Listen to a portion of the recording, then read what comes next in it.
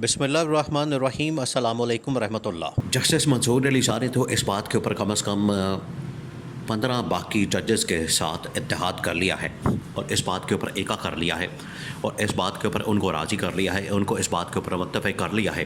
कि ये जो 26वीं आईनी तरमीम है ये असल में फ़साद की जड़ है। इसकी वजह से ये सारा फ़साद मुल्क के अंदर बर्पा हुआ है और मुल्क के अंदर जो इस वक्त आइन का नशर कर दिया गया है उसके पीछे भी 26वीं आनी तरमीम है। मुल्क के अंदर जो तबाही और बर्बादी का इस वक्त आगाज़ कर दिया गया है एक अदलिया के पास के ऊपर, क्योंकि हुकूमत ने जहाँ पर हर जगह पर तबाही और बर्बादी फेरी है, हर इदारे में हर जगह के ऊपर आवाम को महंगाई और बेरोज़गारी के बोझ के तले दबा दिया है और आपको तमाम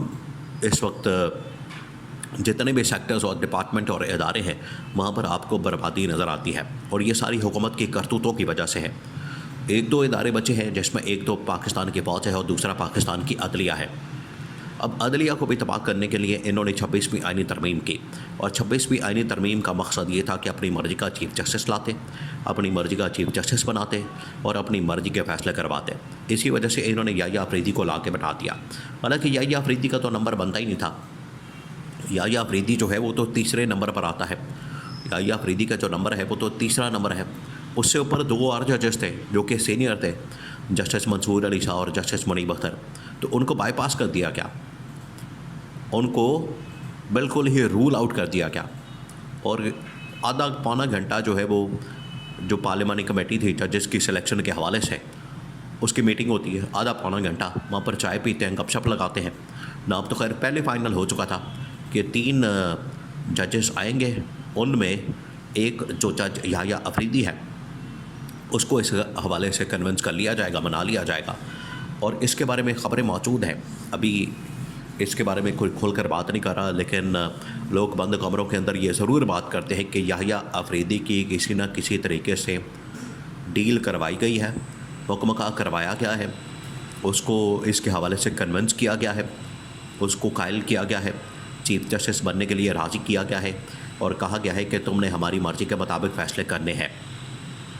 जिसके बाद उसको ये चीफ जस्टिस का ओहदा दिया गया है। तो ये बात तो वाज़ेह होती है कि इसके पीछे कोई ना कोई तो डील मौजूद है। ये जिस तरीके से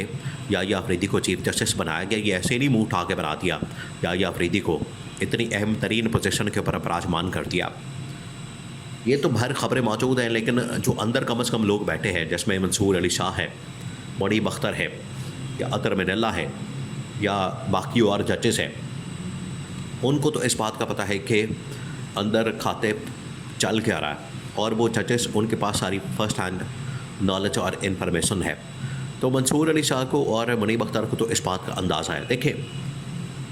इमरान ख़ान जब बाहर था, जेल के अंदर मौजूद नहीं था और आज जेल में होने के बावजूद इमरान ख़ान एक बात बड़ी क्लियर करता है, क्रिस्टल क्लियर, शीशे की तरह साफ। इमरान ख़ान ये कहता है कि अगर आपने इदारों को अपने पैरों पर खड़ा करना है तो वहाँ पर आपको इंसाफ कायम करना पड़ेगा, मेरिट कायम करना पड़ेगा। लेकिन जब आप वहाँ पर मुदाखलत करेंगे, आप इंटरफेरेंस करेंगे, आप इदारों को अपनी मर्ज़ी के मुताबिक चलाना चाहेंगे, आप उनको ताबे करेंगे, वहाँ पर आप उसको घर का ग़ुलाम लौंडी बना लेंगे, तो फिर ये होगा कि आप इदारों को तबाह कर देंगे, आप इदारों की तबाही कर देंगे। ये इमरान ख़ान कहता है। और इमरान ख़ान ये किस कॉन्टेक्स्ट में कहता है? ये इमरान ख़ान शरीफ ख़ानदान और ज़रदारी ख़ानदान के कॉन्टेक्स्ट में कहता है, क्योंकि इमरान ख़ान को पता है कि ये शरीफ ख़ानदान, ज़रदारी ख़ानदान अपने इक़्तिदार की खातिर, अपनी लालच की खातिर, अपनी लूट मार की खातिर, अपने केसेस की खातिर, ये हमेशा ही इदारों को अपने हाथ में करना चाहते हैं, ये हमेशा इदारों को कंट्रोल करना चाहते हैं, ये हमेशा इदारों को ग़ुलाम बनाना चाहते हैं, ये हमेशा इदारों को अपने हाथ में करना चाहते हैं। और आज देख लें, वो सारा कुछ नज़र आ रहा है, अमली तौर पर आज वो सब कुछ नज़र आ रहा है।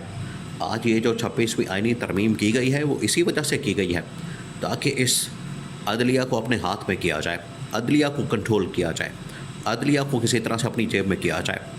लेकिन वहाँ पर जो 2 जजेस हैं वो कम से कम आज रजिस्ट कर रहे हैं, मज़ामत कर रहे हैं, मुखालफत कर रहे हैं और इस हुकूमत के जाली, एक तो वैसे ही हुकूमत जाली है, तो वैसे ही जाली हुकूमत है, 2 नंबर हुकूमत है, इनके इक़्तिदार को मानने को तैयार नहीं। तो मंसूर अली शाह और जस्टिस मुनीब अख्तर ये दोनों डट गए हैं, खड़े हो गए हैं। और मंसूर अली शाह ने तकरीबन 10 से 15 जजेस के साथ ये फ़ैसला किया है, उनके साथ ये इत्तेहाद किया है, उनके साथ ये एका किया है कि हमने आइन और कानून के मुताबिक मामलात को आगे बढ़ाना है और हमने किसी धौन से धांधली, ज़बरदस्ती, ज़ोर और ज़बरदस्ती के चक्कर में नहीं आना, उसके ताबे नहीं होना, हमने किसी किस्म का प्रेशर नहीं लेना, हमने दबाव में नहीं आना। इसी वजह से मंसूर अली शाह ने पहले तो फुल कोर्ट इजलास हुआ, उसके बाद ये सारी मुलाकातें हुई। मंसूर अली शाह ने वापस आते ही, जहाँ उम्रे पर गए थे, उम्रे से वापस आते ही पहला जो इजलास किया, पहली जो मीटिंग की, पहला जो इस हवाले से इशू उठाया, उन्होंने कहा कि 26वीं आईनी तरमीम सबसे पहले हमें उस केस को टेकअप करना है। फिर जजेस कमेटी की तश्कील, जजेस कमेटी के हवाले से जो ऑर्डिनेंस है उसको भी टेकअप करना है और उसका भी फ़ैसला करना है कि इसका क्या किया जाए। क्या हमने इसी के मुताबिक कंटिन्यू करना है, इसी के मुताबिक हमने कंटिन्यू करना है और इसी के मुताबिक हमने चलाना है सिस्टम को कि जजेस की कमेटी भी हुकूमत डिसाइड करे, आइनी बेंचेस भी हुकूमत डिसाइड करे, आइनी बेंच के सरबराह को भी हुकूमत डिसाइड करे, चीफ जस्टिस की तैनाती भी हुकूमत डिसाइड करे। मंसूर अली शाह ने कहा कि अगर हमने इस सिस्टम को मानना है तो 26वीं तरमीम को फिर हमें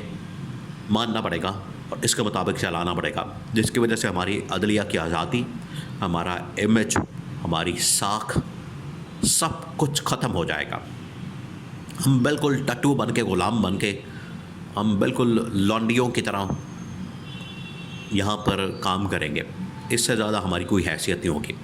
और अगर हमने अपनी अदलिया के ऊपर, अगर हमने अपनी आज़ादी के ऊपर, अगर हमने अपनी साख के ऊपर, इमेज के ऊपर, इंसाफ के ऊपर खड़े होना है, आवाम को भी इंसाफ फराहम करना है, तो फिर हमें ये 26वीं आईनी तरमीम के केस को टेकअप करना पड़ेगा। और इसीलिए इन्होंने टेकअप किया, लेकिन याहिया अफरीदी ने उसको टेकअप करने से इनकार कर दिया। तो ये मंसूर अली शाह और जो याहिया अफरीदी है और या मुनीब अख्तर या मंसूर अली शाह, इनका एक, और अब इन्होंने साथ तकरीबन कोई 10 से 15 जजेस मिला लिए हैं। अब याहिया अफरीदी को पे डिपेंड करता है कि वो नए जो जजेस आएंगे जिनकी तैनातियाँ होने जा रही हैं इस्लामाबाद हाई कोर्ट में भी, सुप्रीम कोर्ट ऑफ पाकिस्तान के अंदर भी और बाकी हाई कोर्टों के अंदर भी, उनके साथ चलना है, या ये जो सीनियर जजेस हैं जिसके अंदर मंसूर अली शाह, मुनीब अख्तर और ये बाकी जजेस हैं, इनके साथ चलना है। अब ये याहिया अफरीदी के ऊपर डिपेंड करता है। याहिया अफरीदी का बहुत बड़ा इम्तिहान है